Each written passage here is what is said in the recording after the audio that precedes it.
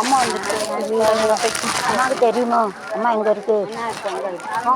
எனக்கு தெரியாதல. நான் வீடு உண்டு நான் உண்டுன்றேன். வீட்டு வேலை நடக்கணும். எங்கே போவேன்?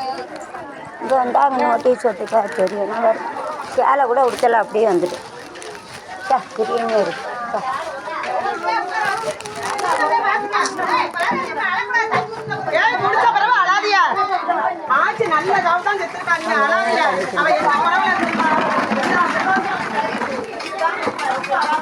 எப்பண்டியா நம்ம ஊருக்கு போகிறேன். இப்போ கல்யாணத்துக்கு ஒரு 4 நாள் கழிச்சு பொண்ணு வீட்டுக்காரங்க வராங்க.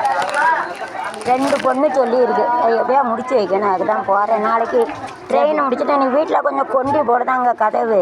கொஞ்ச நேரம் வருவாங்க. வந்த பிறகு தான் தெரியும் அதே இறந்துட்டுன்னு தெரியும். நாளைக்கு எத்தனை மணிக்கு ட்ரெயினு? 3 மணிக்கா? அப்போ சோறு பொங்கணும். காலையில் இருப்போம். புளிச்சோறு பொங்கணும். புளிச்சோறு, தயிர் சோறு, கொஞ்சம் லெமன் சோறு பொங்கி கொண்டு என்ன தேவை? சோறு எதுவும் கிடையாது. வழியில் யாரு கூட பேசிடுறாங்க. பேசாம சொல்லிட்டு அம்மா தேங்காய் கொஞ்சம் காய போட்டிருக்கு. அதை கொண்டு போறியலாமா? அங்கே காய போட்டு எண்ணெய் ஆட்டி விட்டுறியலாம். ஆட்ட முடியாதுன்ட்டான். 4 நாள் காய வச்சு தான் தேங்காய் ஆட்ட முடியுமா? 4 லிட்டர் கொண்டு போறியலா? கொண்டு போறியலா? கவனமாக பார்த்துக்குவோம். தேங்காய் வேண்டாம், அது பாட்டுக்கு இருக்கட்டும். அது வம்பா போயிடும். ஆள் பைசா கொடுத்தா வாசி வச்சுருக்கேன். வம்பா போயிடும்.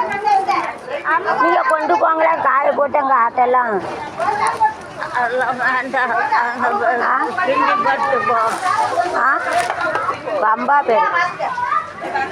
கவனமாக நல்லா இருக்கீங்களா? ஸ்வீட்டாட்ட கொடுக்க